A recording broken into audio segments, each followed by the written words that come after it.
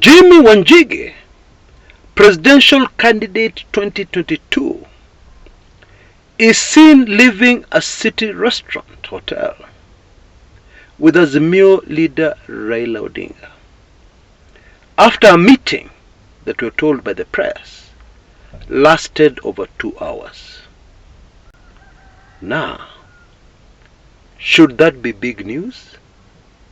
Because many channels, even the mainstream media, consider it very big news. And the reason is very simple.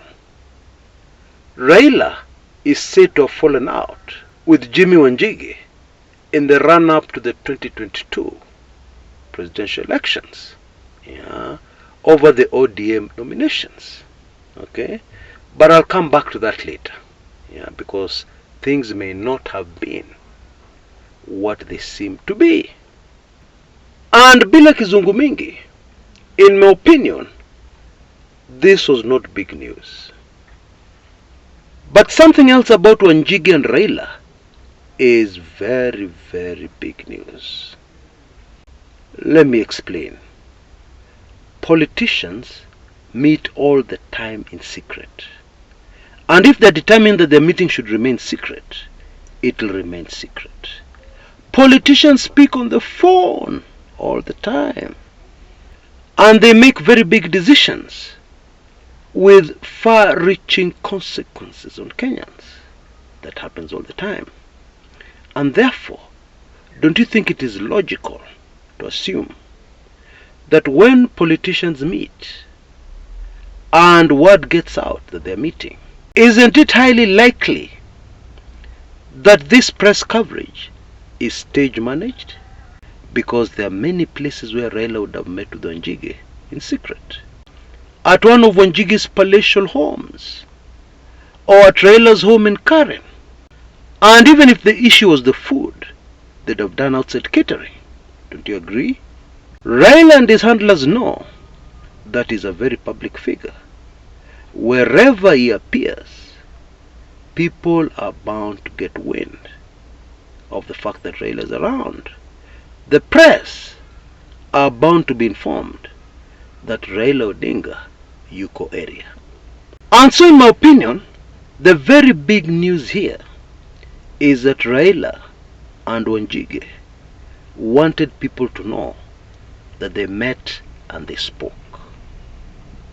Now that is super fascinating. Why would they want that to happen? That is where the big story is. And folks, it is a huge story. Because on my show today, I am going to reveal to you what is cooking. What has even led Kalenjin leaders to start behaving like Ruto is going to be out of power soon. Okay? This is huge. But before I go into it, please allow me a minute or two to acknowledge our sponsors for today's show. Riverbank Apartments Kitengela, which is on sale. This is a block of apartments in Kitengela, Kajiado County, in a very safe, secure place. It has 4 floors, each with 6 units of 1-bedroom houses each, and then also 1 single room unit, all that times 4 on 4 floors. The apartments cover a total of 555 square meters. And one of our dear subscribers on this channel would like to sell it. The asking price is only 40 million. You know, the rental income on this is almost guaranteed. The rental income on 1 bedrooms is usually steady and very reliable. It's not like 3-bedroom houses or even luxurious, huge houses. The rents are not very reliable in those, for those who have been in this business for a long time. But 1 bedroom, very reliable. You can use the number you see on your screens right now in case you're interested. And I have a feeling that there'll be a rush for this one, so make a decision quickly and call. Now our offer for sponsors ended. Hiyo imeenda, na imeenda kabisa. However, I've got some good news for you. We have a new offer. For those who are time barred, for those who did not hear about this in good time, and now for only 12,000 Kenya shillings, you can sponsor Kumekucha show and reach our very, very unique audience. But I'm afraid once again, this is only for a very limited time. So please, move fast in case you're interested. Now you can see details on your screens right now. All you have to do is get in touch, and then we can take it from there. Just use the email address you see on your screens right now, or even the telephone number. Right! Somebody pointed out on our Telegram page a few days ago that there's something that leading Kalenjin politicians and leaders know that the rest of us Kenyans do not know. Okay? And in my opinion, they were spot on. And it is this same thing that Raila Odinga and Jimmy Wanjigi know. And it is also the same thing that many politicians, those who are not asleep, are already aware of. And it is a big, huge coming event that will take place in Kenya. Game changing. And it is not what a lot of people expect. I have good reason to believe that Wanjigi and Raila have been discussing this thing that is coming. Okay? And when you discover what it is, it may not be very difficult to guess why Raila and Wanjigi wanted all Kenyans to know, but especially the people they were targeting, which I'll also talk about. The reason why they wanted people to know that they actually met, they had a meeting, and were discussing something. Obviously something important. Let me shock you. Contrary to popular opinion, Jimmy Wanjigi has not fallen out with Uhuru Kenyatta. He has never fallen out with Uhuru Kenyatta. The only person he ever fell out with is with William Samoei Ruto. And this happened in 2014-2015. And is one of the reasons why Jimmy Wanjigi switched camps and supported Raila Odinga in 2017. And so at the moment, Jimmy Wanjigi, former President Uhuru Muigai Kenyatta, and Raila Odinga are working together.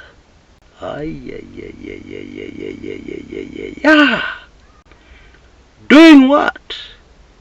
Preparing for the inevitable huge event that is set to unfold in Kenya. Game changing. Now, history bores most Kenyans, but there's also something else that bores Kenyans a lot. Maesabu, finance, the economy. For those Kenyans who are out of the industry, all those figures, maesabu, economics, economic policy, etc., etc., bores people. And so I'm going to be very careful to avoid kizungu mingi, because this big event that is coming, for sure, involves money. However, it will have game-changing, devastating political consequences, for sure. People in the banking industry and in the financial sector, if you know any, you can reach out to them after my show today and confirm what I'm about to tell you. And of course they're going to use kizungu mingi. And the phrase you'll hear coming out of their mouths is domestic debt default. With minimum kizungu, what that means is the government unable to pay its local debts on time. Now you know these local debts are not salaries. You can delay salaries. But when a local entity, an individual, a bank usually, a pension fund, lends the government money, with the promise that that money is supposed to be paid on a certain date, if it is not paid on that date, kitaumana ile mbaya. Now let me clarify this further. What is happening in Kenya today is that local people lending the government money are losing confidence in the government's ability to pay them back. That is really what it is. And this has been proven very clearly by the behavior of local entities lending money over the last few months. Because what is happening is that when that debt becomes due, people are in a very big hurry to cash out. Please give me my money back. I don't want to roll it over. That means the money I've lent you and the interest I've already earned, I give you for another 6 months so that I earn more money from it. Instead of taking that usually wise financial decision, most lenders, local lenders, are cashing out. Please just give me my money back and the interest. Wacha biashara yetu ishie hapo. Now, I'm really trying to oversimplify this. So experts in the industry, please forgive me for not using the necessary kizungu mingi. And one of the reasons they're doing this is pretty obvious. The sliding Kenyan shilling. That is, they do their sums and realize that even with the interest we're earning on the Kenyan shilling, the value of the shilling is depreciating too fast for us to gain a good return. And some of the view that even with a good return, we don't trust this government. The way this government is behaving, we don't have faith in it. We don't trust it. Money is one of the very major important tests, as to how much somebody trusts you. There are some people who can pick up the phone and make a call and tell somebody, hey, can you lend me a kamili? Just $1 million, I'll pay you back after about 2 weeks. And then the person on the other side of the phone says, yeah, no problem, right away. How do you want me to send the money? And also the other people who can pick up the phone and tell somebody, boss, can you please lend me 500 shillings? I'm a bit stuck somewhere. Just 500 bob. I'll pay you next week. And then the person on the other side of the phone starts giving them many stories. Of course they have 500. But it is an issue of trust. The government of William Samoei Ruto has reached a situation where there's a huge trust deficit. So I hope I've given you a very clear picture of what we're facing here. And so according to the prediction of a man called Jimmy Wanjigi, he believes that in the next 2-3 months, the government will reach a position where they'll default on domestic debt. They'll not be able to pay. Now, the very unfortunate fact here is that this will affect all of us, each and every Kenyan, each and every individual living within the borders of Kenya will be affected. In other countries where this has happened, it has almost always resulted in the downfall of that government. Okay? That is really what it is.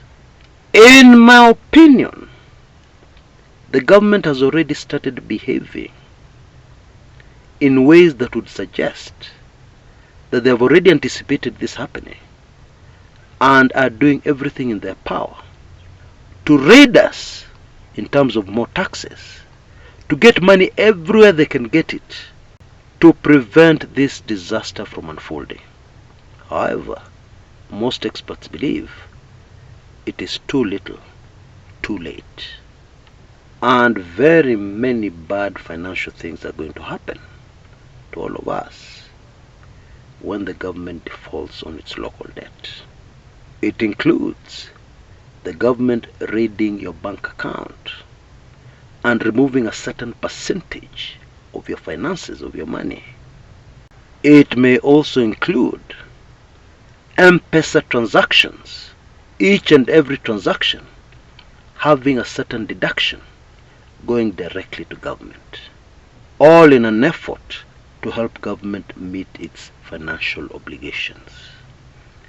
Pesa walikopa ambayo hawezi kulipa sasa, or money they borrowed that they're getting difficulties in repaying. And I've explained the other factors that have come in to speed us towards this disaster. Number one, of course, is the falling Kenyan shilling, which has still not found its bottom. You can fall and fall and fall, and then you hit the ground. The Kenyan shilling has still not hit the ground. It's heading to 160. Still no signs that it is anywhere near the ground. That is one factor. And of course the other factor is trust deficit. The actions of this government, their policies, their blunders have just caused people to lose confidence. And this time it is not the ordinary mwananchi whose confidence is lost. That one was lost a long time ago. It is the people with the money. Now I'm sure you have now realized that the very strange behavior of very many politicians in Kenya is now neatly explained. Some of the very loud politicians are now quiet. And even those who are still talking, wametuliza boli. They have slowed down. Why? It even explains the behavior of Kalenjin politicians, who Senator Cherargei told us are fighting to be the next Kalenjin kingpin, as if Ruto is going to be out of power tomorrow. This is what Jimmy Wanjigi was discussing with Raila. But we still have that mystery.